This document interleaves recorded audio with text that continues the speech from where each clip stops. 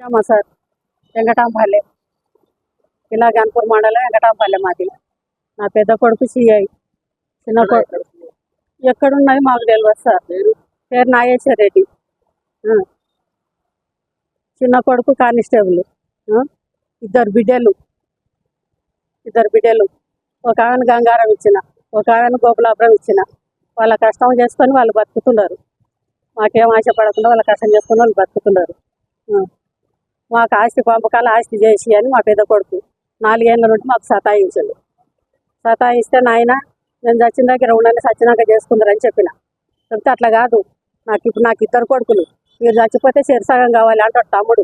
నాకు 2 కొడుకులు, నాకు 2 భాగాలు చేసి నాకు 10 ఎకరాలు, తమ్మునికి నాకు 20 ఎకరాలు, తమ్మునికి 10 ఎకరాలు. ఒక కొడుకు ఒక బిడ్డ కదా, తమ్మునికి 10 ఎకరాలు.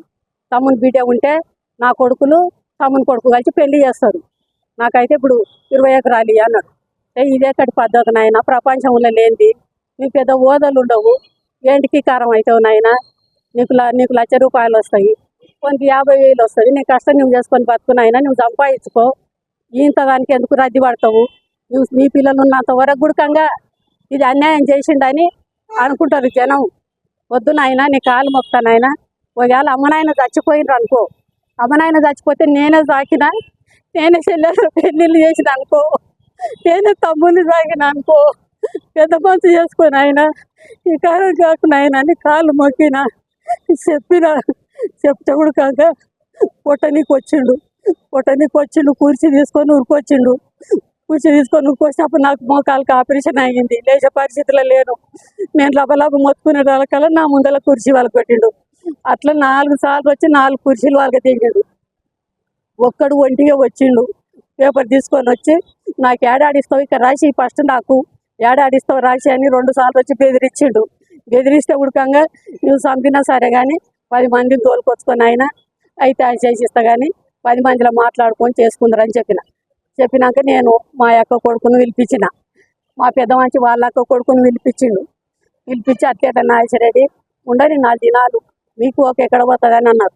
లేదు మా నాకు ఇప్పుడే చెప్పియాలి అన్నాడు. చెప్పిందంటే సరిసాగం చేసుకొని రాయని చెప్పిండు. రామాంజనేయులు చెప్పిండు. చెప్పినాక నువ్వు ఇట్లా అడిగినావంట అని అడిగిండు. అయినా మామ అవుతాడు.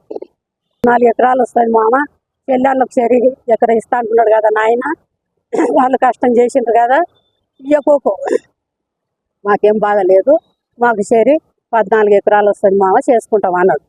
అంటే నేనేం చెప్పిన, నాయన చేసుకుంటారు ఎట్లా, నేను చేసిస్తాను. పెద్ద మనుషుల తోలుకొచ్చి పారకాత రాసుకొని పారకాత రాసుకున్నాక ఓ క్లాస్ అన్ని తోలుకొచ్చుకొని కొలతలు చేసుకొని మళ్ళీ దేశాలు రాసుకోండి. ఈ దేశకు నేనుంటా, ఆ దేశకు నేనుంటా, ఇక్కడ వాడు ఇక్కడ నేను దేశాలు రాసుకొని చేసుకోండి నాయన అని చెప్పిన. అట్లా కాదు, నాకు రాసి నాకు ఎక్కనో తిక్కు రాసి అని మళ్ళీ ఒంటి ఓసారి వచ్చిండు. పారకాత రాసి ఇచ్చినాకనే మళ్ళీ వచ్చిండు నాడు. జనవరి ముందర వచ్చే పోతున్నాయన ఎలా వస్తా చూడు. పెద్ద కొడుకుకు 15 ఎకరాలు, చిన్న కొడుకు 11 ఎకరాలన్నారా ఇచ్చినాక మళ్ళీ ఇప్పుడు మళ్ళీ వస్తుంది నాకు ఇవ్వాలి. ఇచ్చిన దగ్గర ఎవరు చేసేది లేదు అని అందరు నాపిండు, కవులలో నాపిండు. ఆపితే వాళ్ళు పెద్ద మనుషులు ఆయన కాయిదాలు బాగా పరిష్కాల కాయిదాలు రాసినాడు. పెద్ద మనుషులు ఉన్నారు కదా సార్, ఆ పెద్ద మనుషులను పోయి చిన్నోడు అడిగిండు, సార్ అన్నా నేను చేయించుకుంటానా నా పొలం అని అన్నాడు. అంటే వాళ్ళు ఇంకేముందిరా, తచ్చిపోయింది కదా, రిజిస్ట్రాలు అయినాయి, మీ అన్న లోన్ తెచ్చుకున్నాడు, నీవు లోన్ తెచ్చుకున్నావు, చేయించుకోపని చెప్పిండు. వెంకటేశ్వర రెడ్డి చెప్పిండు, గురుమూర్తి రెడ్డి చెప్పిండు, శ్యామసుందర్ రెడ్డి చెప్పిండు, గొల్ల యాదాయ చెప్పిండు. వాళ్ళని అందరిని అడిగి తూకం పోసిండు. కౌలు రైతు 10 దంచల తూకం పోసిండు. 5 ఎకరాలు 2 సార్లు దున్నిచ్చిండు. ఇప్పుడు 30,000 చిల్లర అయింది వాళ్ళకి ఖర్చు. అయినాక పోపించినాక వచ్చి ఇప్పుడు అందరిని ఊళ్ళే మొత్తం ఎన్ని టాక్టాలు ఉంటే అన్ని టాక్టాలు రద్దు, ఎవరు పోయినా మీ మీద కేసు చేస్తా అని అందరినీ బెదిరించిండు. చుట్టుముట్టు తాండలు ఉండే తాండలను కూడా బెదిరించిండు. ప్రతి మంచికి చెప్పిండు చుట్టుముట్టు పల్లెలకు గుర్తంగా ఎవరు పోవద్దు. మా తమ్ముడు వచ్చి నువ్వు చెప్పినట్లు ఒప్పుకుంటానే అని నన్ను అడిగితే వాడు పవన్ చేసి నాతోటి మాట్లాడిపిస్తే మిమ్మలను అప్పుడు నేను చెప్తా మీకు దున్ననికి, అంతవరకు పోయేది లేదని బెదిరించిండు. వాడు మొన్న 2 దినాలు 3 దినాలు 4 దినాల తర్వాత తిరిగి మందిని అడుక్కున్నాడు. మేము రామయ్య నీ వంట ఫోన్ చేసి మా ఆయన చెప్పినట్లు ఇంత అని మాట్లాడితే మామూలు అప్పుడు ఫోన్ చేయమన్నాడు. ఇంకా 5 ఎకరాలు కావాలి, ఇవ్వకపోతే తలకాయ రోట్లో పెట్టి దాంస్తా అని మాతోటి అన్నాడు.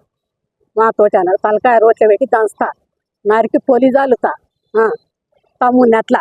మామూలు ఏమంటాడు, బిడ్డ నీ లంజ గుద్దల జంగుడు లంజదానా, నేను చెప్పినట్లు వింటావా లేదా, నీవే నేర్పుతున్నావే తమ్మునికి అంటాడు.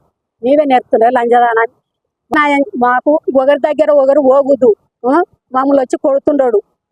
వాళ్ళు ఎవరంతలా కొళ్ళు ఉండేటట్లు పిలిపించి భయం పెట్టు సార్ అని చెప్పినాం. ఇప్పుడు పోయి అడిగినాం కూడా, పోయి అడిగినాం. ఇప్పుడు పార్కాతి ఎట్లుందో, వాళ్ళ రిజిస్ట్రార్ రూల్ ఎట్లుందో అట్లే ఎవరి దాళ్ళు చేసుకోమని సార్. లొల్లు వద్దు, నువ్వు చెప్తున్నాన్న ఇంటడేమో నాగేశ్వర రెడ్డి అని నీ తానికి వచ్చినాను సారు, నీ కాళ్ళు మోపుతాను సార్ అంటే అంత ఆయన కొనాలంటే నడుగుండి బయటికి నడుగుండి, మీరు నడుగు దమాకు లేదు మీకు, బయటికి నడుగుండ్రు అని అన్నాడు. మేము కాళ్ళు మోపుతామంటే ఒక మా మాటలు బయటకు దొరికించండి, పోయిన అని తలిగితే బెదిరుకొని బయటకు వచ్చినాం. మేము నాగేశ్వర రెడ్డి తోటి ఫోన్లో మాట్లాడేది మేము విన్నాం. నేను సంపాదించిన సార్ అంటాడు. అంటే నీవు ఆయన సంపాదించిన ఆయన అంటున్నాడు కదా సార్. ఆయనకు జాబ్ రాకముందు మాతోటి ఎన్ని బాండ్ కాగితాలు ఒకసారి చూడుండు సార్, మా బాండ్ కాగితాలన్నా చూడుండు సార్ అన్న. సార్ మీ సోయి మా చెప్తున్నాడు అని ఏదో ఆయన ఇంగ్లీష్లో మాట్లాడాడు తిట్టినట్లు. ఎవరి దగ్గర లేవు సారు, మేము ఇప్పుడు ఒంటిగానే ఉండవు, 2 ఏళ్ళు అవుతుంది ఒంటిగానే ఉండవు. అంతకు తొలిగా మా చిన్న బిడ్డ ఆర్మీ జాబ్ ఆయనకి ఇస్తే వాళ్ళ అత్తమ్మ తోటి ఉండనీకే వాళ్ళ ఇల్లు కడాకుంది, ఆడ దొంగల బాధ అని చెప్పని మాతోటే పెట్టిపోయింది అల్లుడు. 10 ఏళ్ళు ఆమెనే వండి పెట్టింది మాకు. ఆమె కష్టమే తిన్నాం, 10 ఏళ్ళు ఆమె కష్టమే తిన్నాం. అప్పుడు నీళ్ళు